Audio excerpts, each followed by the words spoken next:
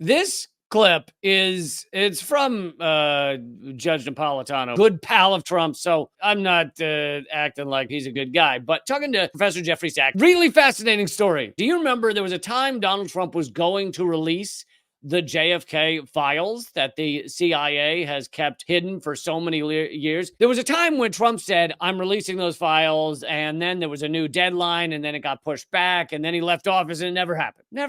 Trump, Mr. Do whatever the he wants, doesn't care, just riding roughshod over everything. Even he can't release these reports. Let's hear what his good buddy, Judge Napolitano, had to say about it. This just came out the other day, by the way. In my last conversation with President Trump in the White House, he called me a lot.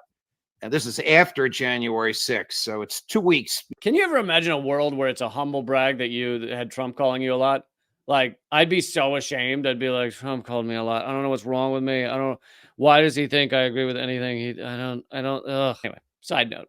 Before a week before he's leaving office, he wanted to run past me the names of people he was going to pardon and sentences he was going to commute. He wanted my opinion on them. Some of them I knew. I said, you made a promise to the public many times and to me privately that you haven't kept. What? I'll take care of it right now. I said, you promised you would release the records of the JFK assassination. He said to me, Judge, if they showed you what they showed me, you wouldn't have released it either. And I said, who's they and what did they show you?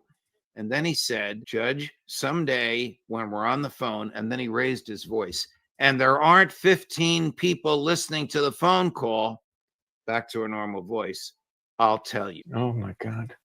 I mean, this makes it sound even worse. Who are they? Probably somebody in the intelligence community. What did they show him? JFK's brains blown out? I'll play what Sachs says in a second. This is what many people have said for years, is that this stuff is not released because it's basically the CIA admitting that they will have a president assassinated if need be.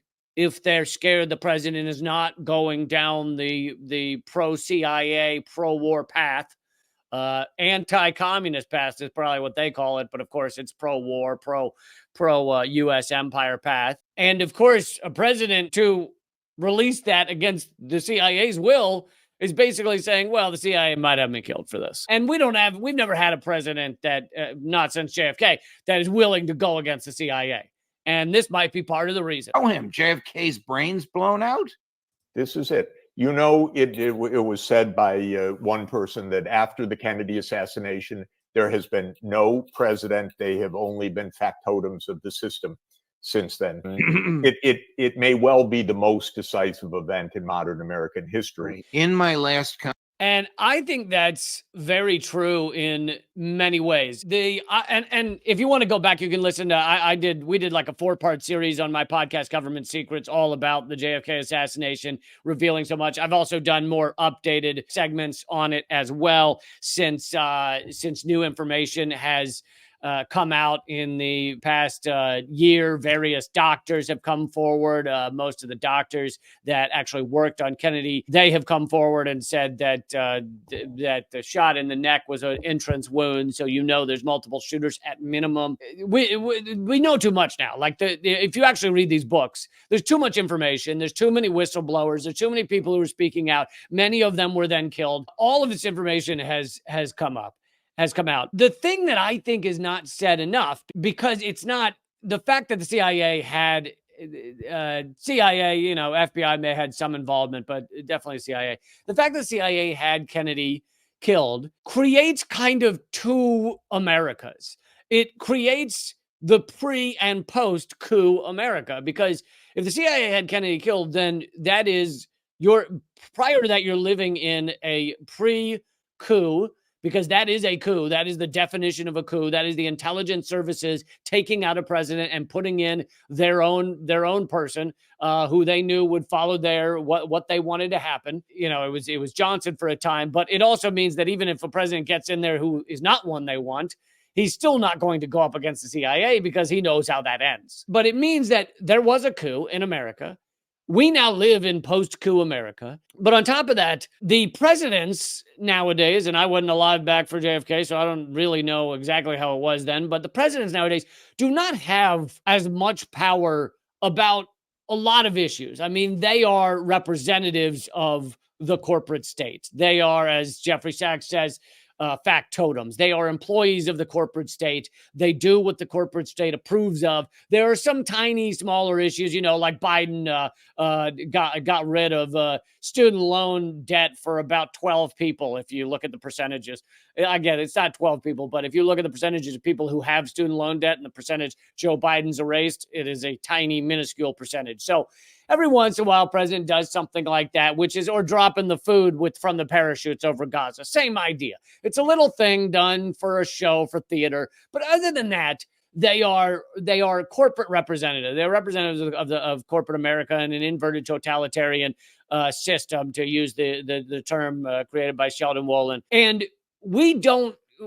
people rarely talk about how little power they have. And I actually think that Trump was the perfect representative of how little power presidents have. Now, I know you talk to many people and they'd say Trump was a disaster. Trump was a disaster in many regards. However, if you look at the things, and I disagree with Trump on 97% of everything he ever did, but if you look at the things he tried to do about, de-escalation with North Korea, he actually tried to remove our troops from Syria. He tried to remove our troops from Afghanistan. Each time, he was stopped. Now, there's an easy argument to make that he was stopped by his own idiocy. They came to him and said, "Oh, Russia paid Taliban," like just bullshit. And he goes, "Oh, well, I guess we can't remove the troops then." Now, he's a giant dummy, so maybe he was just dumb. But the point is, the military-industrial complex always came up with a way to stop him from doing the things that went against the military-industrial complex. And he didn't do much against the military-industrial. I mean, in general, he was dropping more bombs than any president before him. In 1 year, Obama dropped 26,000. In Trump's first year, the Pentagon dropped 40,000. So he wasn't actually going up against them, except in these tiny little pressure points, and they stopped him every time. So to me, that shows that the president is not really calling the shots when it comes to these larger issues. Imagine this conversation did happen, and it would not at all surprise me if that's what Trump said to him. And of course, if that's what Trump said to him, that is crazy, because it verifies what so much of us have said for so many years, that the CIA knows a lot more than they're letting on, and that they're not giving us or even Congress that information.